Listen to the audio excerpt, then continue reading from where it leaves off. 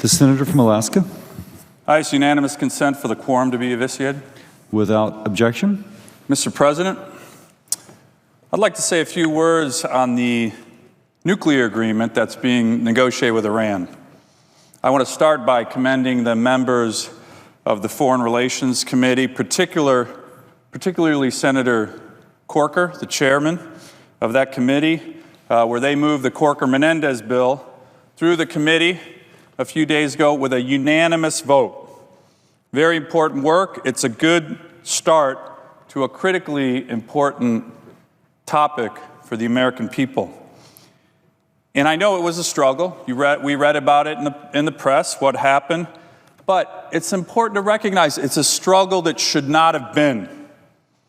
The Obama administration put tremendous pressure on members of this body, Democratic members of this body, not to allow the United States Senate to have any say on this issue, one of the most important foreign policy issues facing the country right now. They wanted the American people not to have a voice. In fact, last month, when the bill was released, the president vowed to veto it. He backed off only when it was clear that members of the committee, Republicans and Democrats, stood firm against the president and with the American people. And then the president knew he would fail, and his veto threat would likely be overridden. So it was under these pressures that the president dispatched Secretary of State John Kerry, former member of this body, to give me and my colleagues here in the Senate a closed-door preview of these negotiations in this framework agreement. I sat through the meeting, had some discussions with the Secretary. It was useful, but think about it. It was a closed-door briefing. Why not involve the American people? Mr. President, this is not an issue that is about the Senate or the Congress per se, as you often read in the paper. This is an issue about the American people who have a voice through us, their representatives in Congress, and should have a say on one of the most critical foreign policy issues facing the United States right now. And remember, we know this. We were sent here. The people are wise. The citizens of this country are wise. They understand national security. Many of them are in the military. Many of them have sons and daughters in the military. Many of them are veterans. They know what sacrifice is. They know what national security is. They sent us here so their voices could be heard, particularly on issues of national security, on issues of the security of the country they love. And make no mistake, Americans are overwhelmingly interested in making sure that they, through their representatives in Congress, have a say in this important deal. A recent USA Today Suffolk University poll showed that a whopping 72% of Americans think that Congress should have a role in approving the nuclear negotiations with Iran. Now, Mr. President, what's very interesting about this is that once upon a time, even President Obama and Secretary of State John Kerry and former Senator Clinton all once believed that this body should have a role in such important agreements.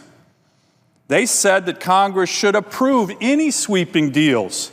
In 2007 and 2008, they co-sponsored a bill that required congressional approval of any long-term security commitment President Bush made to Iraq. As Vice President Biden, then Senator Biden, put, quote, "The president cannot make such sweeping commitments on his own authority. Congress must grant approval." Those are wise words then.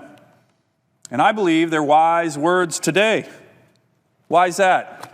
One reason is when the executive branch and the Congress work together, we are stronger on issues of foreign policy and national security.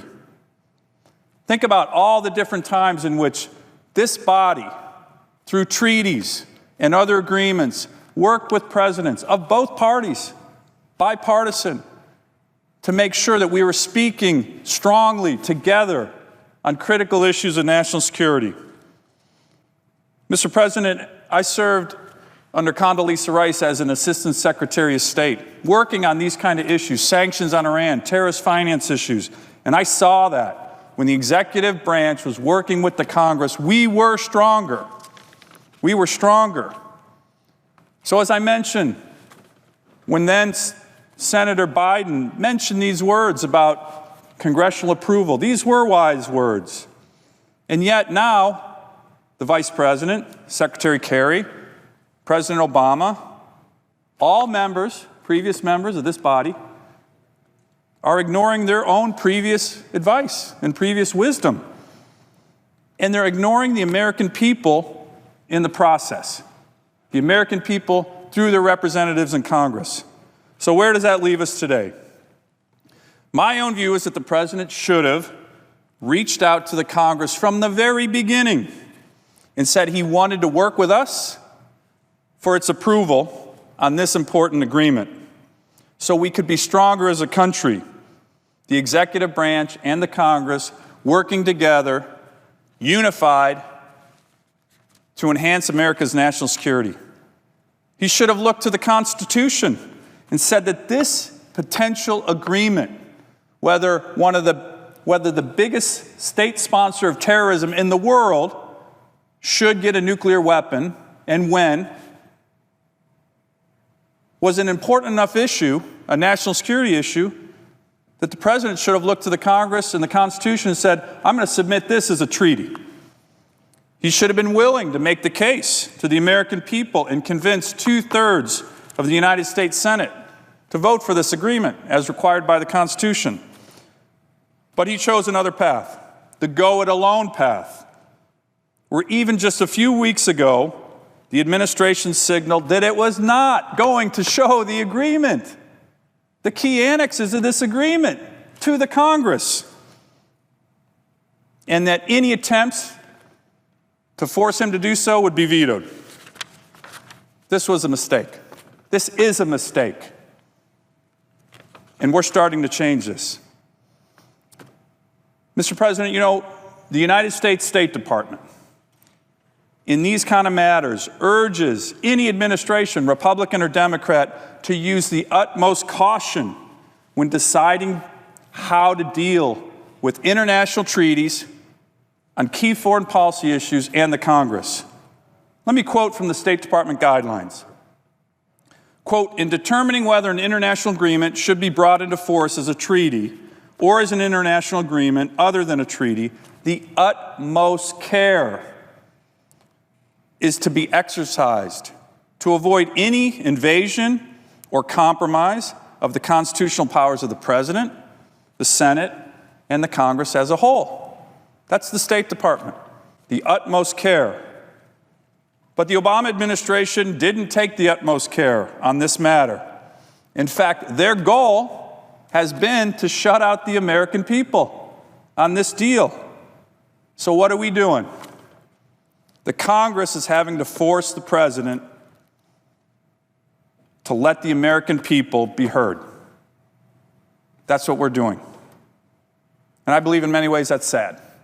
The President's clearly not abiding by the advice he gave when he was a senator on these kind of issues. Neither is the Vice President. So the Congress acted. The Corker-Menendez bill that passed the Foreign Relations Committee, which will be debated soon on this floor, at least gives us an up or down vote, and it will enable us to actually see some of the classified annexes that are part of this agreement. And again, it's not us. It's the American people. It's the people we represent. So I urge my colleagues to practice what the State Department has said is the utmost care on these kind of issues. The utmost care. We need to look hard at whatever agreement is finalized and is brought to this body. And we need to work hard to clutter through opaque language, unclear language, conflicting views of this agreement, the way in which this administration is describing this deal right now. Let me give you one example. Let's take the phrase snap back. The American people right now are being told that if Iran violates the terms of this agreement, the sanctions, which have been key to this entire agreement, which were imposed on Iran by this body 4 different times, that these sanctions can quickly and automatically be snapped back. Mr. President, this is a fantasy. President Obama knows that sanctions, particularly international sanctions, can't just be snapped back. But it's a great phrase, sounds good, but it's a fantasy. As I mentioned, as a former Assistant Secretary of State, I worked with the Congress and other members of the executive branch to go around to different countries in the world and encourage them strongly to divest out of Iran, out of the Iran oil and gas sector.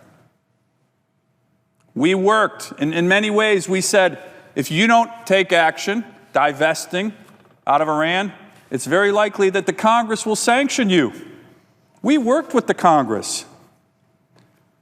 This was executive branch, congressional branch, cooperation, making us stronger as a nation because it worked. Many of these companies started to divest. It weakened Iran. But, Mr. President, this took years. This took years. There was no snap involved. This was a slog. But it was successful. And it was successful because this body was very, very intimately involved. The President knows this. Secretary Kerry knows this.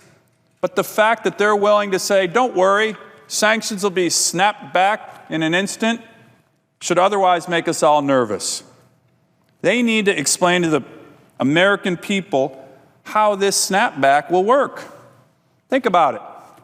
If sanctions are lifted, millions, probably billions of dollars are going to flow from European companies, countries, Asian companies, countries, Russian, Chinese. They're going to flow into Iran. They're going to invest in businesses. They're going to invest in the oil and gas sector. They're going to invest in banks. And then we're going to snap that back if there's a violation automatically in a couple days. It's not going to happen. It's a catchy phrase with no substance. And the administration needs to explain it. The American people need to know what's at stake.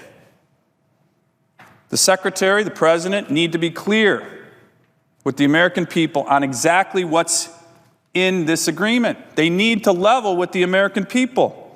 As we move forward, as we think about how we're going to analyze, look at, vote on this agreement, they must tell the American people the truth. We must start to think about some of these issues. Let's start with a couple things that are very important for the American people to know, and the American people do know this. Let's start by recognizing that Iran is the world's largest state sponsor of terrorism. Let's recognize that Iran has consistently lied and cheated with regard to its nuclear weapons program, including even recently during these negotiations. Let's recognize that Iran will not stand down from its stated goal that many of its leaders still state today that they want to wipe Israel off the map. Let's recognize that Iran is responsible, and this is very important to recognize and understand, for the maiming and killing of likely thousands of soldiers, sailors, airmen, and Marines in Iraq by supplying Shia militias there with the most sophisticated, the most lethal IED on the battlefield, called an EFP, an explosively formed projectile.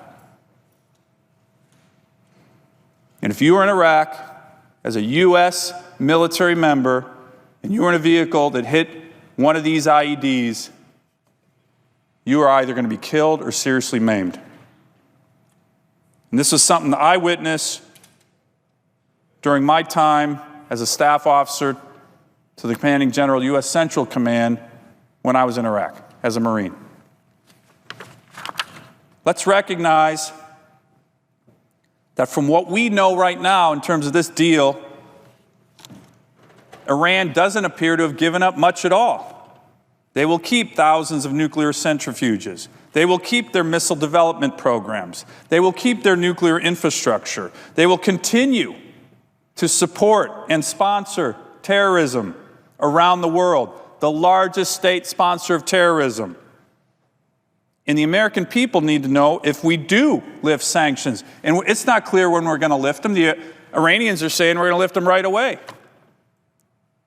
If we do lift sanctions, Iran will very likely use the millions and millions of dollars that will flood into their economy to pump up their terror machine around the world and likely target our citizens. The American people need to understand all of this as we go forward. Now, Mr. President, maybe on some of these things here, maybe the administration disagrees. Maybe they don't think that this is the aspects of the deal.